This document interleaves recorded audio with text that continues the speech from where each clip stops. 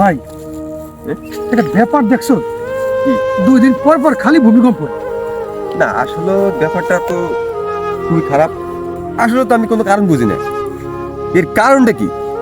আরে ভাই, আমিও তো জানি না এর কারণ কি। মাঝে মাঝে যা শুরু হয়েছে, তবে শোন, ওই যে এক মুরব্বীর চাচা বসা আছে, ওনার কাছে জিজ্ঞাসা করি যে উনি এর কোনো ভালো কিছু জানে কিনা। হ্যাঁ। চল চল।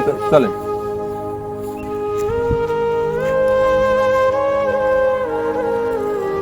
আসসালামু আলাইকুম চাচা। ওয়ালাইকুম আসসালাম বাবাজি।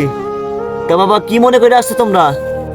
চাচা, আমরা দুজনে খুব সমস্যা পড়ে গেছি। আমরা একটা বিষয় বুঝতেছি না, আপনি একটু বুঝিয়ে বলবেন? কি বাবা, এমন কি কথা বলো তো শুনি। চাচা, প্রতিনিয়ত দেশে যে ভূমিকম্প হইতেছে, এ বিষয়ে আপনি কিছু আমাদের বলতে পারেন? হ্যাঁ চাচা, একটু বলেন। প্রত্যেকদিন ভূমিকম্প হয় চাচা, আসলে তো এর কারণ কি কাকা? বাবা, তোমরা যে প্রশ্ন করছো এই প্রশ্নের উত্তর আমারও জানা নাই।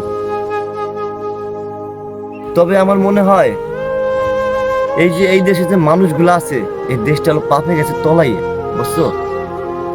তা নইলে এই যে আমাদের দেশে দেখো 20 তলা 30 তলা বিল্ডিং হইতেছে বর্তমানে, কিন্তু ওরা একটাবার চিন্তা করে না যে আমরা 20 তলায় থাকি আর নিচতলায় লোক থাকে, তারা আসলে ফুটপাতে শুয়ে থাকে, তাদের হক মাইরা খাইয়া 20 তলা বিল্ডিং দিচ্ছে।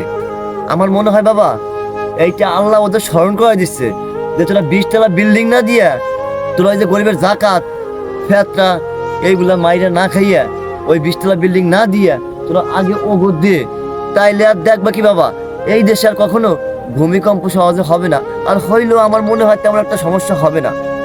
আমার মনে হয় কি বাবাজি, এইটা হচ্ছে উপরওয়ালার গজব, বুঝছো?